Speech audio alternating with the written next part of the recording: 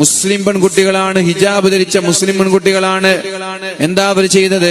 പുരുഷന്മാര് സാധാരണ ധരിക്കാറുള്ള പാന്റും ഷർട്ടും ധരിച്ച് ഹിജാബ് ധരിച്ചു വന്നിട്ട് ഞങ്ങൾ ഇതിൽ കംഫോർട്ടാണ് എന്ന് പറഞ്ഞു. ഞങ്ങൾക്ക് ഇതിൽ കംഫോർട്ട് ഉണ്ട്, ഞങ്ങൾക്കിത് നല്ല കംഫോർട്ടുള്ള ഡ്രസ്സാണ്.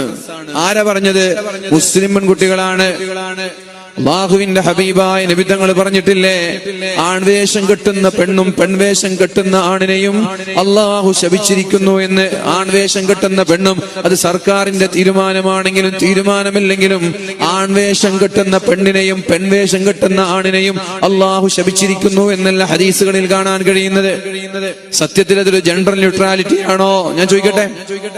നമ്മുടെ പെൺകുട്ടികളെയൊക്കെ പറഞ്ഞു പറ്റിക്കാണ്, നമ്മുടെ പെൺകുട്ടികളെയൊക്കെ പറഞ്ഞു പറ്റിക്കുകയാണ് ജെൻഡർ ന്യൂട്രാലിറ്റി എന്ന് പറഞ്ഞ്.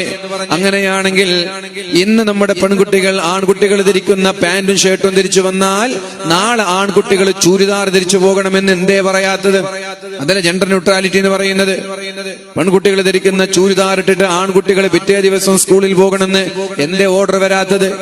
ആൺകുട്ടികൾ ധരിക്കുന്ന ഡ്രസ്സ് പെൺകുട്ടികളെ നിർബന്ധമായി ധരിപ്പിച്ചിട്ട് അതിന്റെ പേരെന്താ? ജെൻഡർ ന്യൂട്രാലിറ്റി, ആൺ പെൺ സമത്വം.